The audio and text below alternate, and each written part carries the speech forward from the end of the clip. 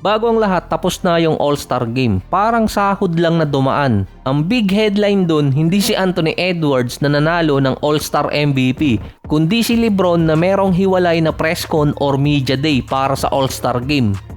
Hindi kasi siya umattend nung Sabado. Maraming na-disappoint din na media na mukhang na-Hennessy ulit. Akala kasi ng media merong big announcement na gagawin si LeBron kaya hiwalay ang media day niya or press con.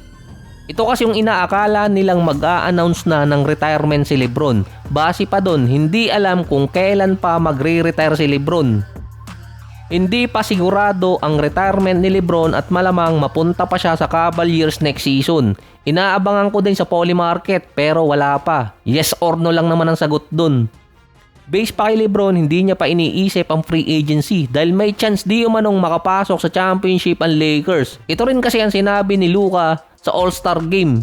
So mali pala, sa media day din pala yun ng All-Star, yung sinabi ni Luka. Kung si retirement kasi ni LeBron, big deal kasi yun sa media. At base kay LeBron, malalaman nila kung kailan talaga siya magre-retire.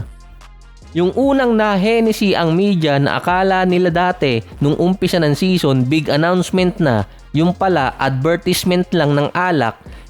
Dahil hindi nun pumirma ng extension si LeBron. Iniintay din ng media kung kailan magre-retire si LeBron, hindi dahil sa ayaw nila kay LeBron at sawa na sila, kundi ayaw nilang palagpasin ang isang gold mine. Maraming papaldong sports website at media kapag nagkataong nag-announce si LeBron at magkaroon ng tinatawag na retirement tour. Kung ang gagawin kasi ni LeBron ay mag-alatim Duncan, ang laking sayang nun. Ginto na, baka natanso pa. Kung magre-retire si LeBron ng basta na lang, hundred of millions ang pwedeng mawala sa mga sports website at sa media. During time ng decision ni LeBron noong 2010, nakapag-generate ng 6 million para sa charity na walang nakuha doon si LeBron. Hindi rin siya binayaran ng ESPN. Pero maraming charity ang nakakuha ng pondo dahil nun sa TV show ni LeBron na decision. Ang ESPN din merong pinakamataas na viewership, around 9.9 million average at may peak na 11 million na viewership. Kahit pa na-criticize sila nun. So ganito kalaki yung impact ni LeBron kahit palipat-lipat siya ng team. Lalo na nung lumipat siya ng West at dito sa Lakers. Dahil nawalan ng 26% na revenue ang TNT. Dahil hindi maipalabas ng 7pm or 8pm Eastern Time yung mga laro niya. Or nawala sa schedule nila si LeBron. Yung retirement tour naman ni Kobe, siya ang third best-selling jersey noong 2016 behind LeBron at Steph. Nabibihira di man na yun para sa isang 37 years old na nasa losing team pa. Pero Kobe Bryant pa rin yan. Tumaas din ang merchandise sale sa arena na kumita ng around $1.2 million na record breaker para sa Lakers at lalong tumaas pa yon sa final month ng season. Kahit ang Lakers nasa losing team, second most watched game behind Golden State sa League Pass at all-time high sa SOCMED engagement si Kobe at sa Lakers. Nalalong tumaas pa yung na-generate nilang income nung final week ng season. $millions ang kinita or na-generate SOCMED pa lang yun para sa mga sports website.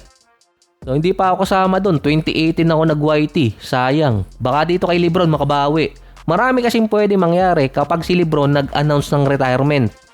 Pero depende kung kailan niya i-announce. Pwedeng magkaroon din siya ng retirement tour. Aasahang tataas ang viewership hindi lang sa TV kundi pati rin ang live streaming platform. Massive revenue ang pwedeng makuha.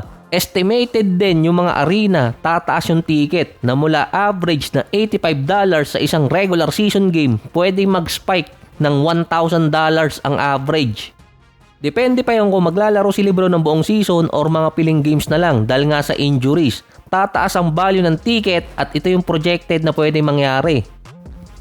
Andun din yung GOAT debate ni LeBron at ni MJ na ikukumpara sa Last Dance. Another gold mine ulit na pwedeng gawa ng documentary.